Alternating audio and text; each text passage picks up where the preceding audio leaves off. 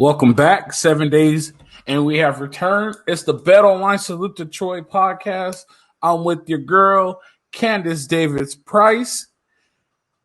We're returning. We're ready to get it going. Today, we have the top 10 all-time USC linebackers. Challenge.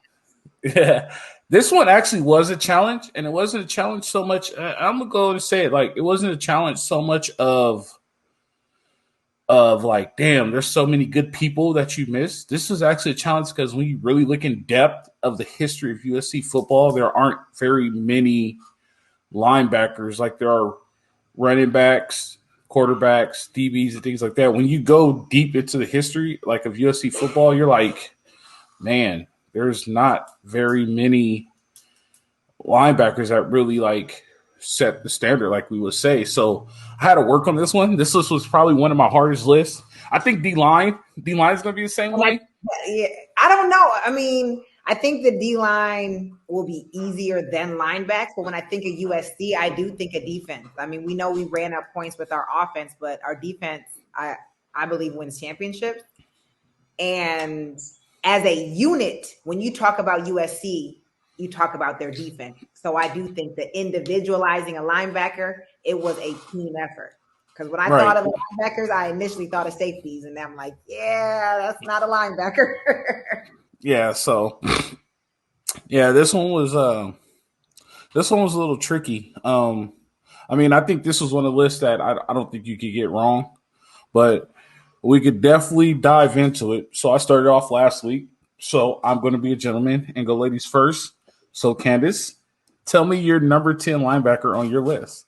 My number 10 linebacker, I would say, I know personally, I'd say truly earned a space on this list.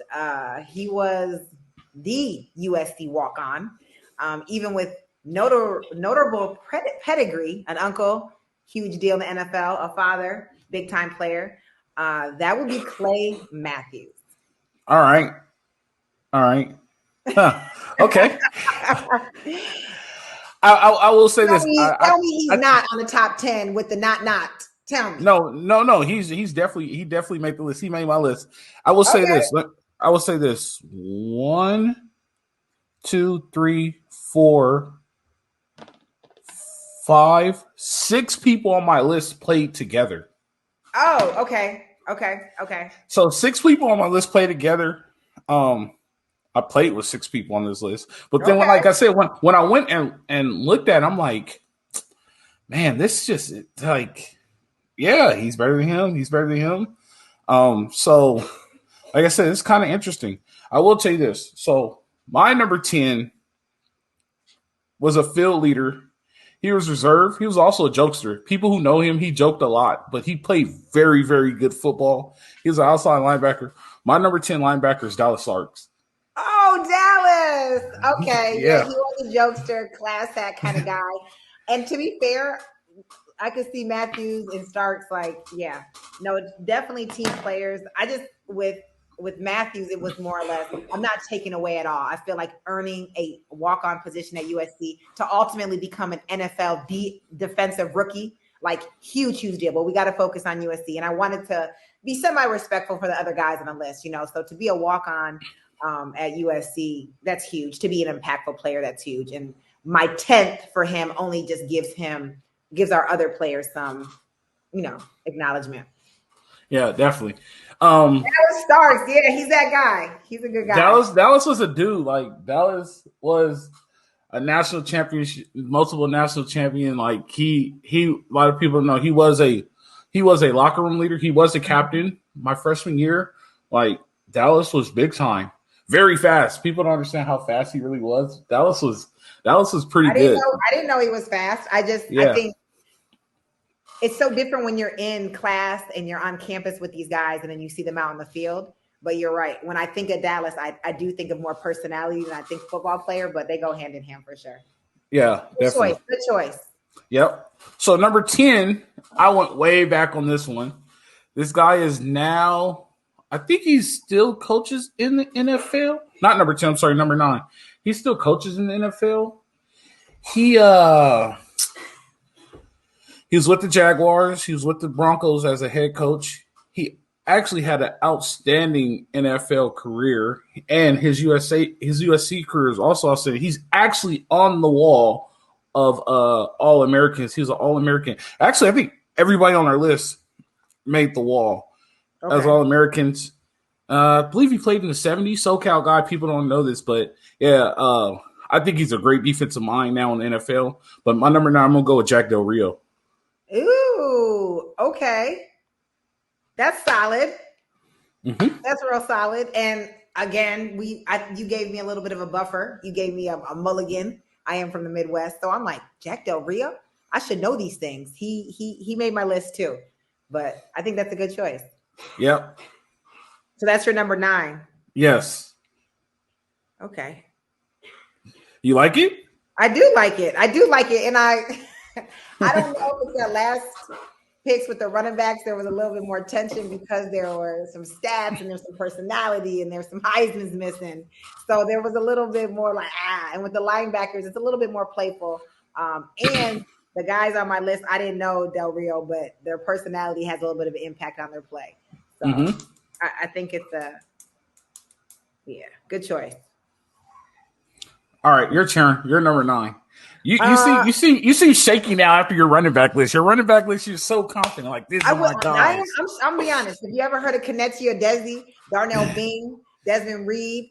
They were my sources tonight, and I sent them who I had, and they're like, "See, right, that's a safety." I was like, "No!" This whole time, like, well, they moved him to linebacker in the NFL, and it wasn't a good move for him. So I had these conversations all night tonight about making sure my list was solid because I wanted to be reputable. I know my Lindell shocked the world. So, did you tell Darnell you were podcasting with me? I did not tell him I was podcasting with you, but for all of those on podcast world, they call me C Ray because my name's Candice Ray. So they always say like, "What's up, C Ray?" So I will tell Bing. And I think he was a bit disappointed I didn't know he's a safety. And I was like, yeah, Darnell was a safety. Yeah, that was my thing. I was like, oh, yeah, we're talking about Bing. And like, no, Candice. We did DBs, but we'll do safeties because when you think about it, the list safeties, there's a lot of good safeties. That's kind of thick. So yeah. I had Matt Grudegood. That's a good one. That's a good one. That's a good one. And again, impactful player. I could look and read up all his stats. But again, these are guys that I was around and I got to see play on the field and I saw them more work together. Grudegood was just an interesting, dynamic guy. Had to make the list. Then it was a little bit easier. But yeah, my number 9, Matt Grudegood. So Matt was there. Matt was another player that was there when it was bad. And then he was also there when it started to get good. But Matt Grudegood was a dog. He was sideline to sideline, never clean at the end of the game. Okay. Played 1,000%. Matt Grudegood, I like that. That's good. That's good. I have Matt on my list. I just have him a little higher. Okay. I'll tell you why when I get to Matt. But it's like so. But Matt, I like that. Like I like that sideline to sideline, always dirty for sure. Yep. So I'm gonna let you go number 8. So we're on number 8. I'm gonna let you go number 8. My number 8 was Jack Del Rio. Oh, that was more, and I'll just be fair for all those out there who are ready to judge me, slide in the DMs, give us more views just because you don't like what I said. Cool. That was more based off of my research, trying to find a good place for him, based off his sacks and his contributions to USC. So boom, there it is. No, that is. So I had Jack at 9. You had Jack at 8. So we're not too far off, right? So. I mean, yeah, you got to remember at one time USC was considered linebacker U, but that was in this short time. Actually, my next couple of picks is the people who played technically in linebacker U. So like it's Jack Del Rio is a good one. Like he was a baller. Like I wouldn't take anything from Jack. Before we get going, I will tell you this: sports betting. What you tell me about? Sports betting is the new thing that's going on right now. And if you need a sports bet, you have to go on betonline.ag. I will tell you this. I lost a lot of money this weekend on the Kentucky Derby, but I did play. I did play on BetOnline. I'm kind of pissed because my horse pulled up and he didn't fully go. And the trainer that wanted their horse to win, he placed. So I think he was supposed to set the pace, but I'm upset about that. That's neither here nor there.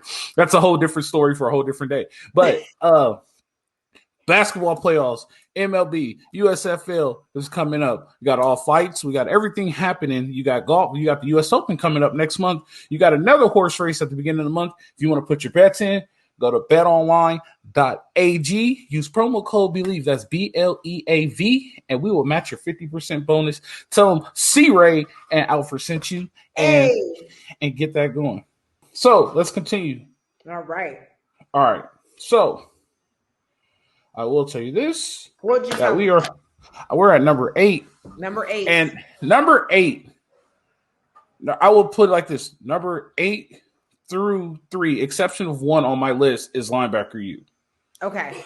So except one person, all these dudes played together.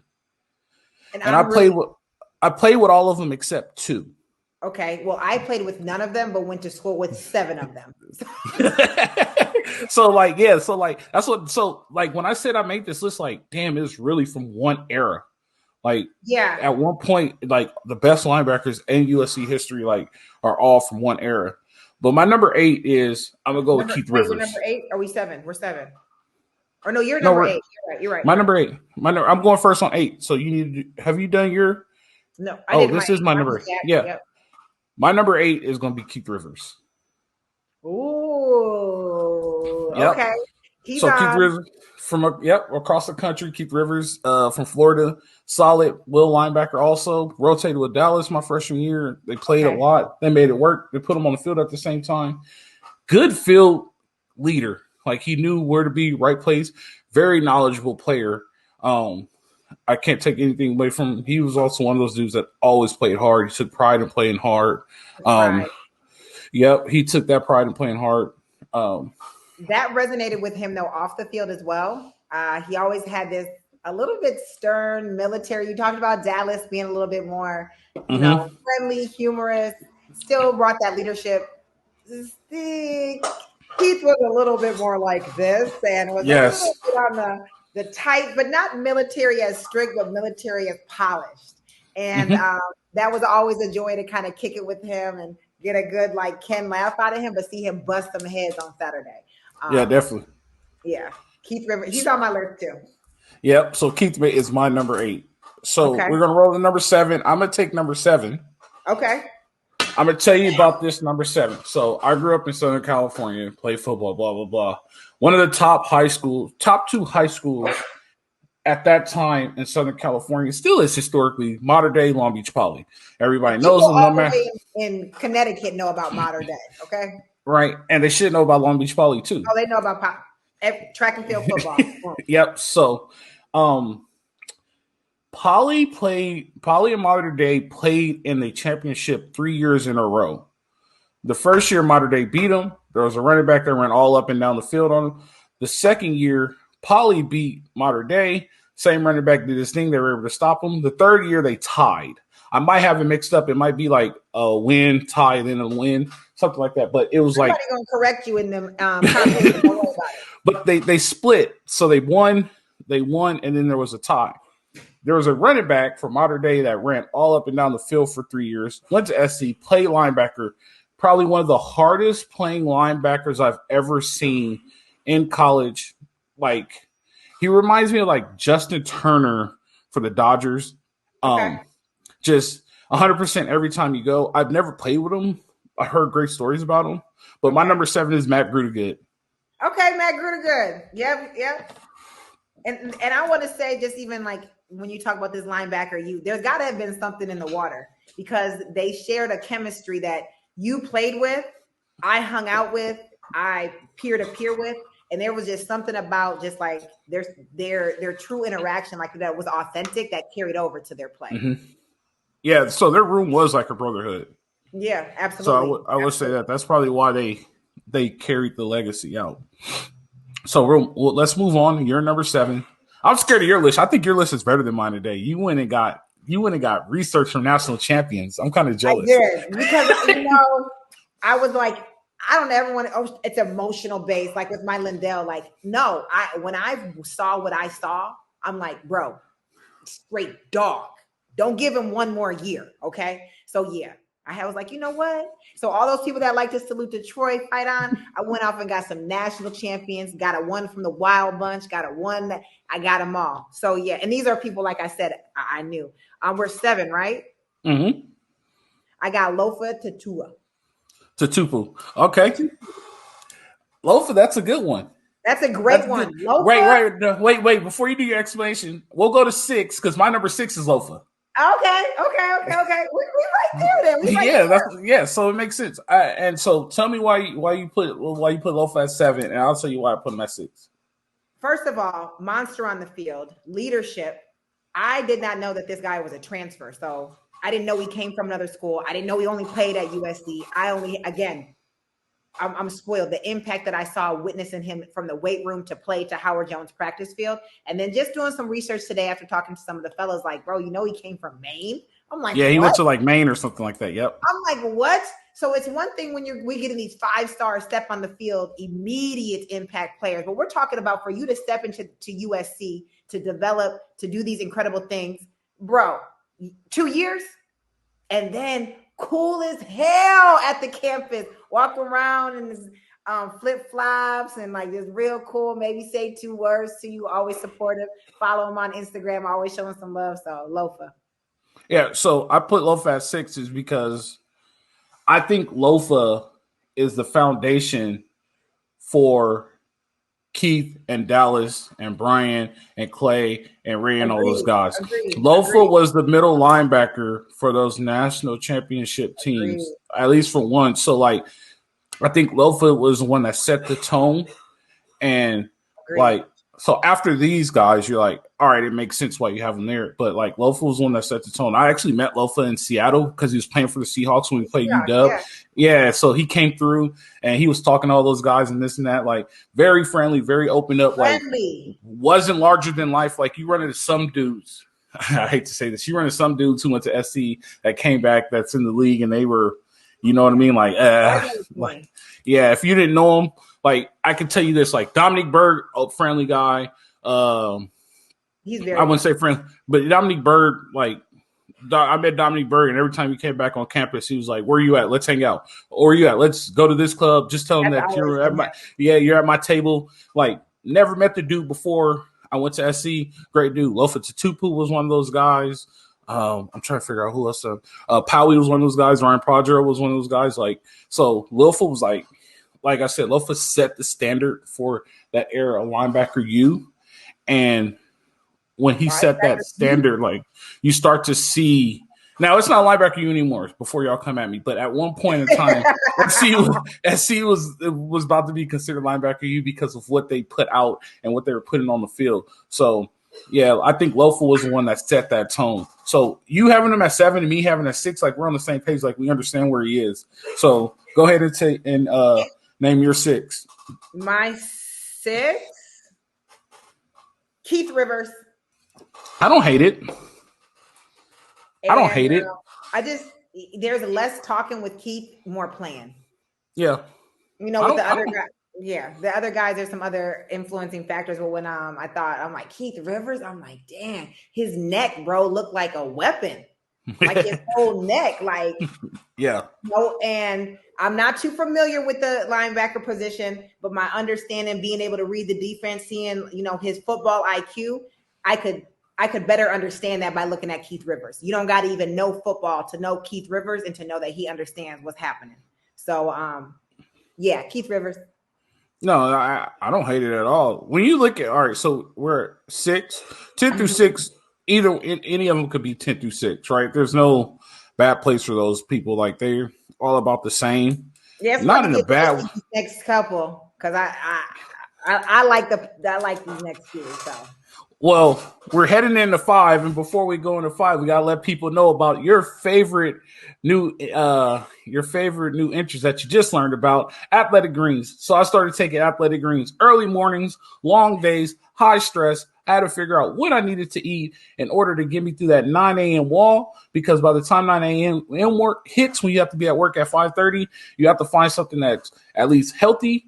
You know, it's not junk food, and doesn't put you to sleep like all those fast food places does, I turn to Athletic Greens. If you're interested in Athletic Greens, check this out. I'm interested, Alfred. I'm interested. How do I get Athletic Greens? We'll talk to Ryan. Did you know Athletic Greens is keto, paleo, vegan, dairy-free, and gluten-free, and it contains less than 1 gram of sugar, no GMOs, no nasty chemicals, artificial flavors, or anything, all natural. Athletic Greens has over 7,000 likes. The supplements, I put it like this. The founder of Athletic Greens had gut issues. He was spending over $100 a week in vitamins and supplements because of his gut issues. He created Athletic Greens. It's sustainable. It's climate neutral certified for those people. It's also carbon credited, supports Project Go Old Growth and Rainforest. So it replants trees in the rainforest. It feeds over kids, and they donate, like I said last week, $1.2 million. What? Right now, yep, $1.2 million to meals to kids in 2020. So that was 2020. With inflation, they're probably about 2 million, about 4 million. Right now, it's real in any type of money denomination. Any currency. Hey, when it costs $10 for a Big Mac meal, you know inflation is real. What? Yep. See, that's why I don't eat that. That's why I don't eat that In-N-Out. Right now, it's time to reclaim your health and arm your immune system with convenient daily nutrition. Just 1 scoop and a cup of water every day. That's it. No need for a million different pills and supplements to look out for your health. To make it easy, Athletic Greens is going to give you a free 1-year supply of immune-supporting vitamin D and 5 travel packs with your first purchase. All you have to do is visit athleticgreens.com/salute Detroit. Again, that's athleticgreens.com/salute Detroit to take ownership over your health and pick up the ultimate daily nutritional insurance. We need to give some Athletic Greens to Candice so she could experience this. You get a bottle, a shaker. Run that NIL money back. I'm still good for it. I got 1 year indoor eligibility. So NIL, here we come. Name, likeness, take it. All right. We're halfway. We're at number 5. I'm gonna tell you a story about my number 5. Tell me. We were at practice one day, and our running back coach said something to this dude and pissed him off. And we were doing the inside run drill. And he said, I'm going to make every single play.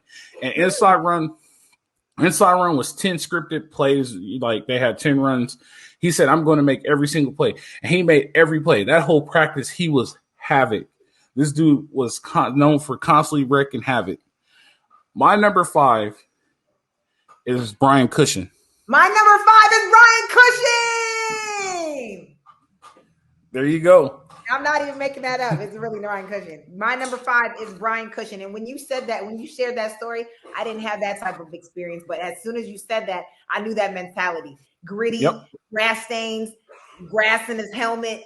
I've been in the weight room with that guy and mad respect. And when I think you might have used the adjective vicious. Yep. Yeah, absolutely. Brian Urlacher type. Yeah, I got no doubt. That's actually a good comparison. He was a Brian Urlacher of USC. Yep. Like, just reckless. I wouldn't say he was so much.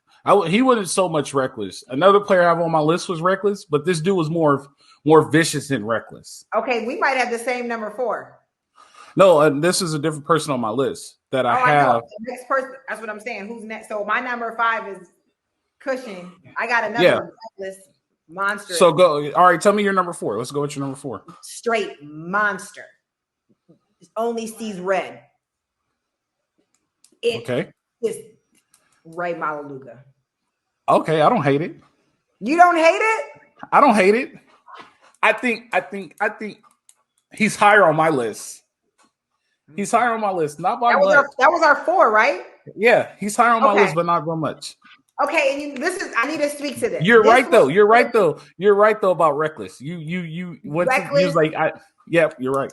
And I want to say this because I feel like I'm playing to my fans a little bit with this podcast because I want them to know I'm neutral and I'm not just some rebellion. Oh, well, Candice knew these guys and she thinks she knows better. She don't know nothing about football. I'm married to a nose tackle from the NFL, 31st pick overall. I know what I'm talking about. And if I don't, he corrects me. So this isn't about, I know these guys. But the other couple guys on my list have a little bit more stability to the program versus like you said, this linebacker you. So that's why Ray is number 4. Otherwise, in my mind, like the way he played, the level of connection, his understanding, just all of these in my mind, he has that number 1 mentality. But there's a couple other guys that I think just deserve it. I got you. I don't think he's number 1. If you got him up there, then that means cool. That means yeah. cool. I'm trying to get some likes. I'm trying to get a fan or 2. Yeah, I don't think as popular as I thought. I don't think he's number 1, but he's up there. My number 4 is the true hero story that you see on ESPN all the time. Great bloodline. Dad and uncle played there. Uncle is a Hall of Famer in the NFL. Walk on from Agoura Hills. This dude, I think he earned his scholarship because I think he was the smartest and he also played hard. So his effort and his knowledge of the game put him to earn a scholarship and made him one of the best. This is one of those when talent outworks, when hard work outbeats talent. That's right. And then he made it to the NFL. Was a big guy. I think you know who I'm talking about. My number 4, I go with Clay Matthews. Clay Matthews, defensive. I mean, I feel like he was like a defensive rookie player of the year or something. Like no, Brian Cushion got it. They came out the same year and they gave it to Brian Cushion. Wow. But Clay, I think Clay Matthews has a Super Bowl though. And Cushion just got torn biceps. Let me stop. Yeah. I'm sorry. Cushion, my guy. Cushion, my guy. Just saying. But yeah, he does have a Super Bowl. To be a walk-on and to have a Super Bowl. Yeah. So this is how good Clay was.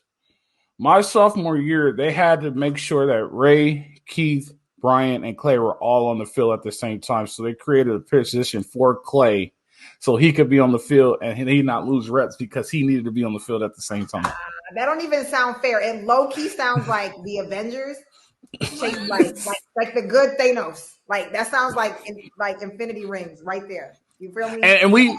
And so we just named Ray, Kush, Keith, and Bryant. Ray, Keith, Kush, and Clay, right? And we already named 3 of those guys. Yeah. On our list. So that's what I'm saying. Like Clay's doppelganger is Thor. And Clay was the one that started the whole hair thing. He had the hair to show was. Thing. That was he was there before Thor was it. Yeah, absolutely. Yeah. So he started the whole hair thing. Next thing you know, all the linebackers got long hair. Long hair became a whole thing. Like his back, Clay would have it in his face. Yep. Yeah. Right. I don't know. There's a safety out there that might have inspired long, beautiful hair. But I think he always had it though. He did always have it. You're right. It's gray now though. Have you seen him lately? I haven't. It's seen gray. He's getting old on us. There's some gray in it. Yeah, he's embracing it. That's fine. He still got the Head and Shoulders commercials. Pay me. Make your money, Troy. You know what I mean? We'll take a Head and Shoulders on here. Go ahead. Yep. All right, number 3. You go ahead and take number 3. Number 3, I'm going with some history at USC, tapping into the heritage. This guy had a huge, mega successful NFL career and was extremely, obviously, impactful at USC. I'm going with Willie McGinnis. All right, so I didn't put Willie McGinnis on this list. Okay. And they coming for you this time. Take them back. No. Okay. So Willie McGinnis played both at USC. All right. So he was between a linebacker and a defensive end. And so I was debating whether I put him on the D-line or do I put him at linebacker. Okay. So I was saving Willie McGinnis for the defensive line. Oh, you were saving him for it. Okay. So I got it. So now since he played both, he get love on both lists. Yeah, he could get love on both, which is fine. So so you actually it was like internal debate. Like, do I use him here or do I use him at the defensive end spot? Like, where do you use him? So, I don't see anything wrong with that. That's your number 3. That's my number 3. All right, so that means we're on par with number 2. Your number 2 and number 1 are ours are probably going to be the same. Yeah, we can't be far like it, and we didn't plan this. You guys, we're on different time zones. Okay. Yeah. So like my number 3 is the guy that pretty much the point where SC had tremendous linebackers he was the pinnacle of the best linebackers group out there. Learned from Lofa. Keith was older than him. Just vicious. He wasn't vicious. He wasn't vicious. He was reckless. I'll tell you this. We were at practice one time, and I seen him end a 5-star athlete with potential. He ended his career. After this dude hit him, he was never the same again. Who was that? Like, who did he hit? He hit Patrick Turner. Oh, really? Yeah, like that's a string bean. And that thing sounded like a car wreck. Like if you nobody was paying attention, and when this dude hit him at practice, everybody stopped because we thought it was a car wreck. One of the loudest shits I've ever heard in my life. My number 3 is Raymond Luga. Well deserved.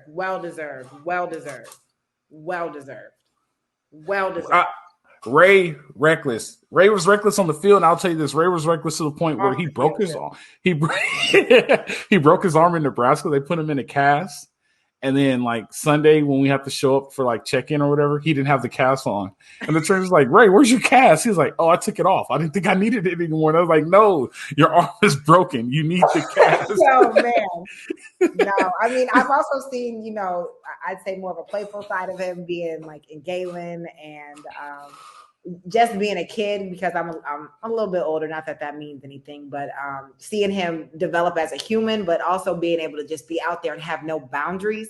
Absolutely love to have a guy like that on your squad and on your team. And you know what I mean by your squad. When you headed to Leonardo's and it's going to pop off, he's on my squad. And put it like, I'll tell you this. I will clear Ray's name.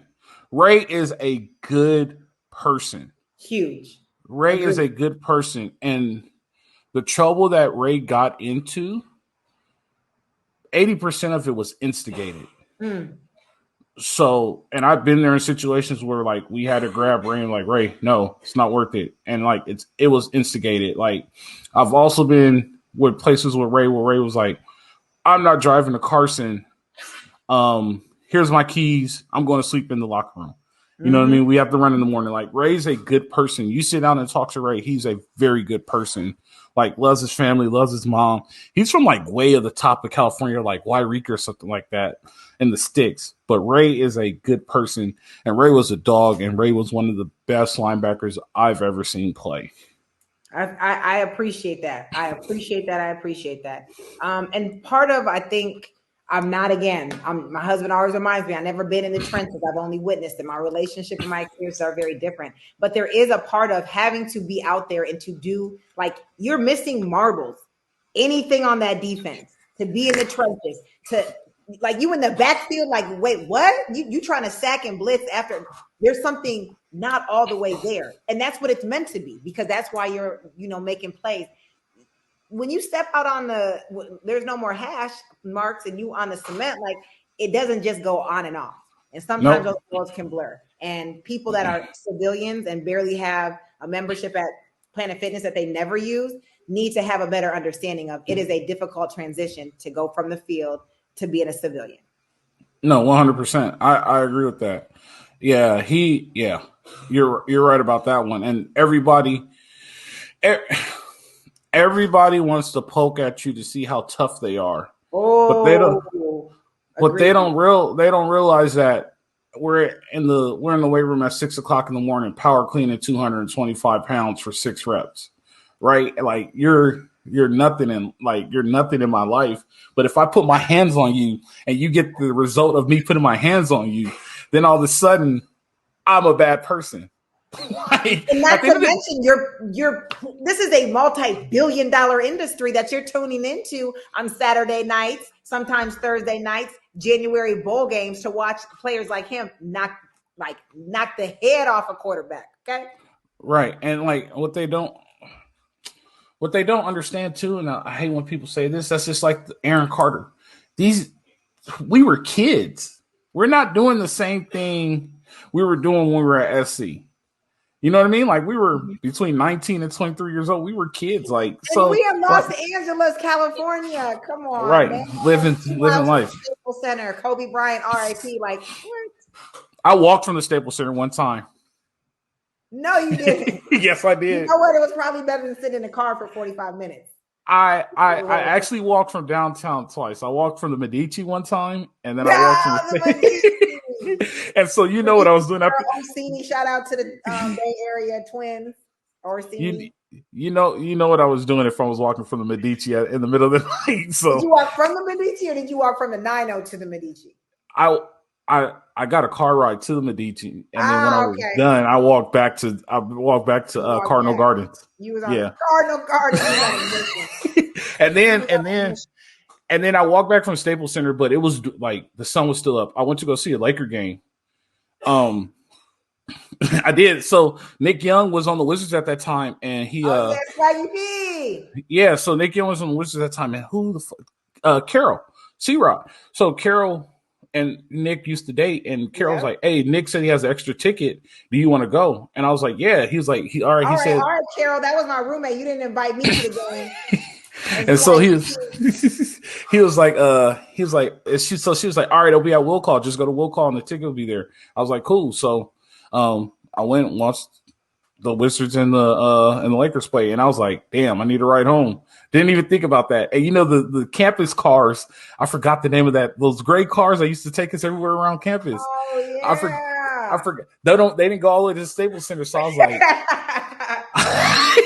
like, I'm just gonna walk. Like, I'm in shape. Like, I'll just walk. So I'll walk from the Staples Center all the way to Cardinal Gardens. No problem. You must have had some liquid courage. You know what you could have used with some athletic greens. That'd have been a nice. It would have got me there with no problem, energy and everything. With waking up the next morning fully recovered. Yep. So we're moving on to the top 2 all-time linebackers in USC history. Top 2. I'm gonna let you go with your number 2. Okay. So again, I'm being 100. I did a lot of research on this. I got with some very reliable multiple national champion sources, and I had only USC Butkus Award winner. I didn't even know. I would assume with our linebacker, you and our strong defense, I shouldn't have to fact check that. I'm pretty positive. And I'm going with Chris Claiborne. That's my number 2 also. That's your number 2? Yep. So we have the same number 1. So we have the same number 1. We have the same number 1. I don't know what your number 1, but I'm pretty sure it's the same one. And they're from the same city. And so it's interesting. So when I looked at it, I thought they played with each other, and they didn't play with each other. So Chris Claiborne is like 2 years after. I'm my number 1. I'm assuming you're number 1. Yeah. Chris Claiborne was different. And if I'm not mistaken, I think, hold on, I want to look and see, because I don't want to get this wrong, because I think he was a giant. All right, no, he was only 6'3". But for some reason he looked like he was like 6'5" when he played. It might have been them 90s pads, I mean, everybody. That's what it might. That's true. And they play with they play with the Sharks, and like downhill killer, like old school I formation football. He's taking on blocks. That's interesting that he was the only Buckets Award winner. I can understand why Cush and Ray all them didn't win the Buckets, because they like, who do you give it to? Right? That's the one time where you're like, all right, out of all 4 of these guys, who do you give it to? Yeah, but for sure. Him being the only Buckets Award winner at USC is interesting. That's very interesting. And the 2 Darnell Bing and Kelechi Udeze had him on his list, and one of them mentioned that, and I was like, man, because I was really grappling, like, hey, I want to have a clear understanding, and these are guys I know and trust. And I was very surprised about that. I'm like, really? But in my mind, I guess when we walk down and we see all these posters and we see all those awards, I guess I never really honed in on it. Yeah, that is interesting, because I would have figured my number 1 had that, but I guess not. But that is so. Chris Claiborne, straight dog. Take on the power, take on lead, take on the ISO, made tackles. I thought he was like 6'5", but like you said, it might have been the 90s pads. But he looked like a giant when he played. Yeah, but I think like the proportion, like he was solid and filled out. He was filled at the top plus the pad. So when you look at images, like Google him right now, if you're looking, you'll see he looks monstrous. He's not like short, compact, like big pads. Nah, he looks like he's filling them. Right. So yeah, that's actually a good fact. You're making it for last week so people could get off your case about Lindell. Yeah, that's cool. Did you tell Darnell and Kenichi about who you said your all-time running back was? Yeah. And what did they say? Great. They're like, C-Ray. No. I said, and then Des was like, C-Ray, you put me on the list. I said, hell yeah, I put you on the list. I know that work that you did. I know the backflips that you was doing. You were doing that. If there was NIL and money for you to be earned then, you would be just as popular. You led the, I don't know what you guys call it, but after you win the game and you get on top of the ladder and you got the sword and you do that thing. Yeah. It's a salute. Like, salute the, it's a salute to Troy. Okay. He did that like all the time. Yeah. So I will tell you this. So our little logo or whatever, when I had this logo made, I was like, it has to be the inside of the Coliseum where the flame is. And when they first sent it, I was like, you have to have the stairs because we always came down the stairs. Yeah. Like you have to put the stairs on there. So like there's a little history behind that. But that's where we go over to the corner and then after the game, do the fight song. And yeah. So yeah. I mean, nothing against at that point. I'm just a fan watching, but yeah. Doesn't really you waiting for the game to be over so we can meet you at the 2990 or Leonardo was like, let's go. I will tell you. I wonder if it's even popping like that. I just feel like USC's a little bit more polished than it was. The 90 still is. The 90 still is. Grimy like that? It's not grimy anymore. They renovated it. I saw the outside look renovated. I'm kind of disappointed. Frosty Rucker to the 90. I don't know if the 29 is still there. I don't know. I don't know if it's still there. I will tell you this: the 29 was where you learn to be an alcoholic because they give you those $5 pitcher margaritas in a straw. bro. I'm a bit spoiled now. I don't even think I've driven to. I did drive USC. Now I do the Uber because I'm like, it's the campus isn't what it was. Like you could just walk freely. Now it's a whole metropolis there. Yeah. And so it's getting bigger. I'll tell you offline. I don't want to put it on here. I'll tell you offline. Right. I could get in trouble with work because there we go. I don't want to get in trouble with work. We need a black man to keep his job. Just all right. So we're at number one. I'm gonna let you do your. We're gonna say it at the same time. I'm gonna do my number one because your number ones are shockers. So I'm gonna do my number one. Oh yeah, you know what? Yeah, you do the number one. So my number one, like I said, same town as Junior Seau, a little bit before him. No, Chris. I just said my number one. My number one is Junior Seau. You said it. You're so excited. Yeah, my number one is Junior Seau. Right, a little bit before Chris Claiborne, Junior Seau. So like I said, well, OJ, when you think about who set the standard and has that standard been reset? I don't think it has because like nobody's ever played up to Junior Seau standard. We know great pro career, but when he did at USC, like that thing was just amazing. Just on the field, he was a reckless monster. I never had the opportunity to meet him. I don't think I ever met anybody that played with him, but Junior Seau, he set the standard for a USC linebacker. Absolutely. You know what I mean? Like so, hands down, the all-time linebacker at USC, in my opinion, would be Junior Seau. That was unanimous among all of my national champions that I outsourced today. And there wouldn't be a list without him for sure. And then obviously having a tremendous career in the NFL, which I think is tough when we're trying to pick players.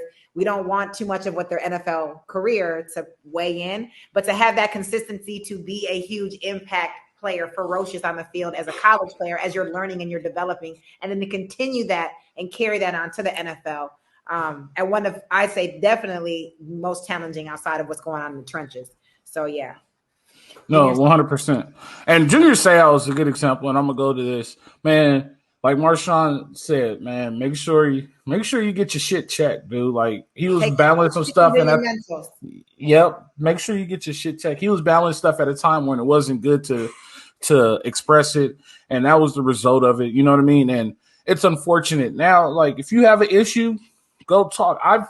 I will tell you this. I've lost at least 2 teammates with that issue. When one of them was the SC guy, you know what I mean? Like, go get checked. Go talk to somebody. Like, go talk to somebody. That is my one message. Like, there's nothing wrong with going to talk to somebody. Like, We all have issues. Some people know how to deal with them. Some people don't. If you don't know how to deal with them, go talk to somebody and get help dealing with them. Like, just get it taken care of. Don't leave on your terms. Leave on God's terms. Go ahead. Sorry about that. No, and your help doesn't have to be like with some scripted licensed professional. And I'm not at all knocking the profession. I'm saying that it's important to speak with someone that you connect with. It might be your thing to speak to a stranger, someone that you don't feel judgments or criticisms or ashamed or embarrassed. Those challenges are real. As we talked about, I mean, being very candid, I am married to a former nose tackle in the NFL. So I'm well aware with teammates and wives and the reality of the challenges that they face. And, being the football player, not just the football player, but any man, like the stigma associated with it, like you're soft or you're a simp. You're actually a lot stronger when you can admit what's going on and reflect and be ready to make some change, even though it's a challenge. Right. And even if you're worried about the stigma, then don't tell nobody you're doing it, but go talk to somebody. You know what I mean? Like, There's nothing wrong with going to.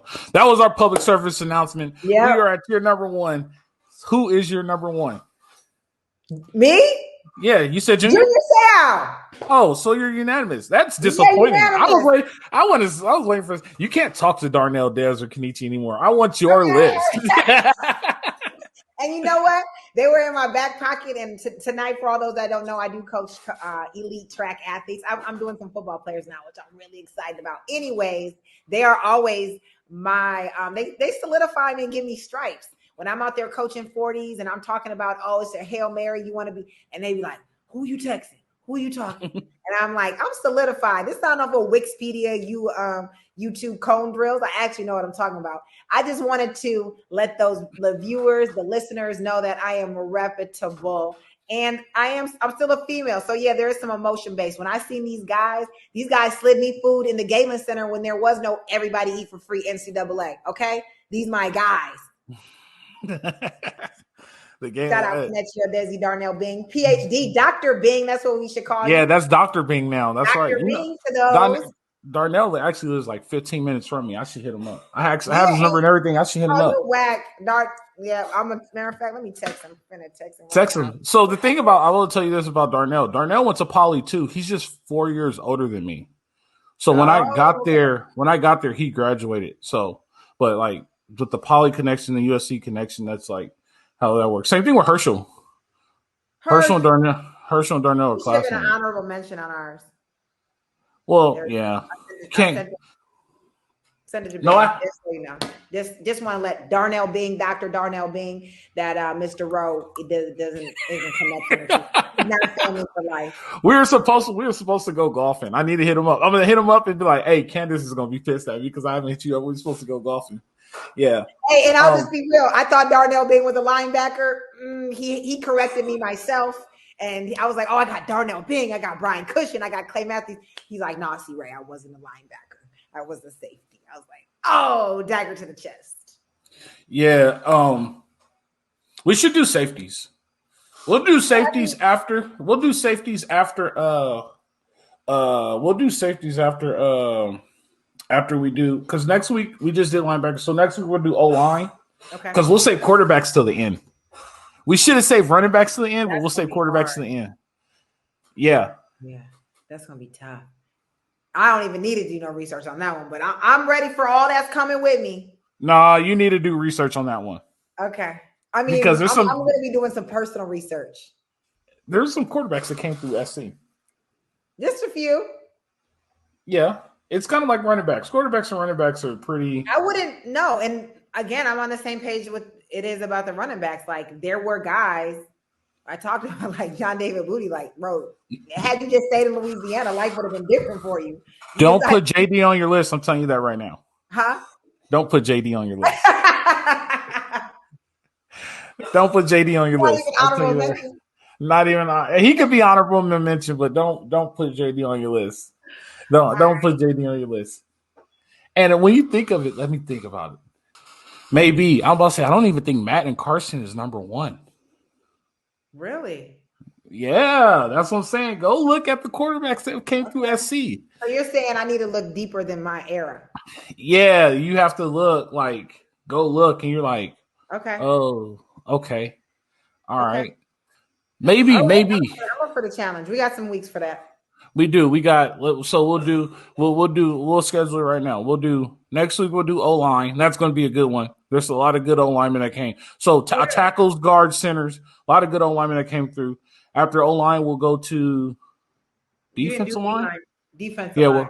we'll go to defensive line, and then we'll. Have you done wide receivers? We done wide receivers. We'll do safeties because there's safeties that came through. We'll do O-line, D-line, and then we'll do defense back to back this one time, and we'll finish it with quarterbacks, and then after quarterbacks, we will do our top 22 players. So we'll pick a position at each. Why'd you pick 22?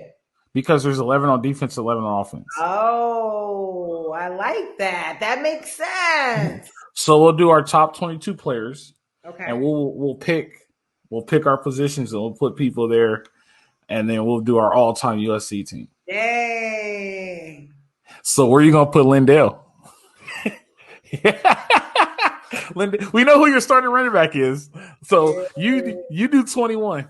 So when you know what's interesting is I wonder if the order of a player could change in the overall scheme versus the individual scheme. Does that make sense? Yeah, it does. Because when I think of Lindell as the number one running back, but when I think of Reggie, like he slid out and was doing some receiver stuff. So then you think of what an overall contribution. No, Reggie does not go to receiver. Reggie stays at running back. I saw what you were doing there. But you can't do that. Reggie stays at running back. Reggie's a running back. So you gotta go receiver. Oh, so they gotta okay. So you get, if you want to do 11, we're not doing fullback. So maybe you can. Maybe we'll talk about it. Lee Webb on my list. Oh, Lee Webb, you're right. Or Ryan Padro, Powie. All right. I'm gonna start putting him on my whiteboard. I'm gonna put him on. Yeah, start thinking about that. Like, because, and it's just different. Like, if you have really experienced the culture in the different universities, like you're right. I grew up here. Michigan football, I know it. Ohio football, I know it enough to hate it in the sense that, but respect him because at USC, the way that we are connected is not the same as it is in other universities. And that dynamic plays a huge part, I feel like, on why our team, especially the string of Rose Bowl and national championships, are successful. And I'll just be 100. When I first returned back to campus, I just didn't have that same feel. When the locker room, I just kind of felt like we was out there grinding. And now they got the displays to get into the thing. They got golf simulators and sign up for massage. Like, we did all that. That's because of us. I'm saying so. I do now see it being rebuilt. I think that I would do it like this. You can either, when we do it, you can either pick 2 running backs or 3 receivers. So if you go 3 receivers, you can only pick 1 running back. If you go 2 running backs, you can only pick 2 receivers. Okay. All right. I'm gonna have fun with that one. My guy, Carson Palmer was right before I left, and I had everybody from Carson and in between to Matt Barkley. Just like everyone in between. All right, so look, I'm just gonna throw some names out there. Okay. Ronnie Pete, Tom Marinovich, right? You got Matt and Carson, and you got other quarterbacks in between. I am. I'm gonna do some digging. I want to shock him again. Like, she's not gonna say it. I'm gonna do it. I'm texting Darnell right now. He said, "Hey, she just sent me y'all YouTube. I haven't checked it out yet, but she said she wanted Instagram with her running back selection."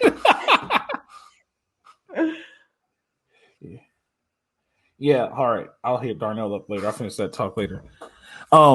Definitely. Hey, so next week we'll do O-lineman, right? Okay. We'll do O-lineman next week. Dig into that one because that one's today's Thursday. So we'll either do Thursday or Wednesday. Whatever works for you. You're a busy woman. Yeah, Thursday works good because Friday's a regional championship. So no, we won't ever do Friday. Friday's weekend. We enjoy our time together. Okay, perfect. So Thursday nights work good because it's the day before regional championship, so it'll be a light day for me. All right, good deal. So O-line next week. Candice, has been fun. It's always been fun. We'll get with it. This has been the Bit O-line. Salute to Troy. podcast. You know the saying, live free, fight on. We'll see y'all next week.